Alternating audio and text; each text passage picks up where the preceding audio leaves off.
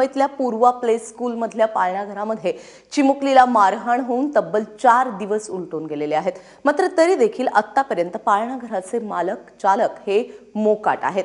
नवी मुंबईतल्या खारघर सेक्टर 10 मध्ये पूर्वा प्ले स्कूल आणि नर्सरी आहे। त्यातल्या पाळणाघरातील आया अफसाना नासिर शेख हिने एका चिमुकलीला बेदम मारहाण केली, ज्यामध्ये मुलीच्या डोक्याला जखम झालेली आहे। तिला उपचारासाठी वाशीच्या फोर्टिस रुग्णालयात दाखल करण्यात आलेलं आहे। या प्रकरणी खारघर पोलिसांमध्ये आया अफसाना शेख आणि पाळणाघराची मालकीन प्रियंका निकम हिच्यावरती गुन्हा दाखल करण्यात आलेला आहे। पण या पाळणाघराच्या चालकांना तातडीने जामीनही मंजूर झालेला आहे। विनायक पाटील आपला प्रतिनिधी आता आपल्याबरोबर आहे। विनायक, या सगळ्या संदर्भात पोलिसांचं नेमकं काय म्हणणं आहे? घटना होऊन 4 दिवस उलटून गेलेले आहेत। प्रसार माध्यमांमध्ये देखील हा व्हिडिओ लीक झालेला आहे। आपण सगळ्यांनी हा व्हिडिओ पाहिलाय। पोलिसांना आणखी कुठले पुरावे हवेत?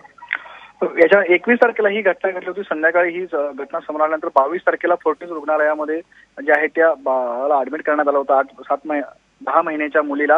आणि त्याच्यानंतर सिटी स्कॅन केल्यानंतर ही घटना आल्यानंतर 22 तारखेला हा पोलीस स्टेशनमध्ये गेल्यानंतर रात्री उशिरा हा गुन्हा दाखल करण्यात आला होता।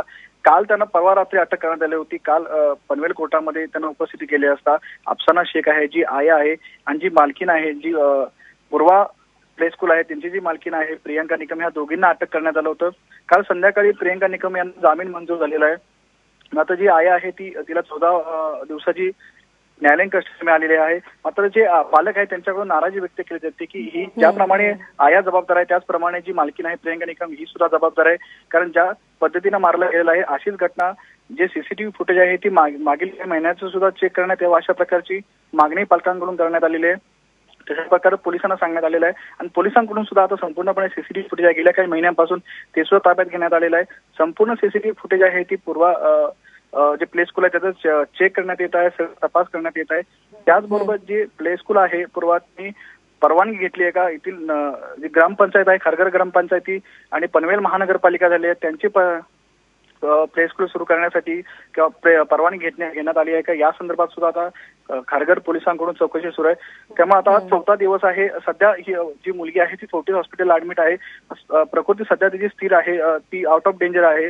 मात्र या प्रकारे पालकांना जी नाराजी व्यक्त केली आहे, थोडी पोलिसांचा जो तपास यंत्रणा आहे त्याच्यावरती नाराजी व्यक्त केली आहे। विनायक, तुर्तास धन्यवाद या सगळ्या सविस्तर माहितीबद्दल। मुलीची प्रकृती सध्या स्थिर असल्याचं कळत असलं तरी देखील पालक मात्र चिंतेत आहेत, कारण या प्ले स्कूलची जी मालकीण आहे आणि ती आया आहे ती अजूनही मुकाट आहेत।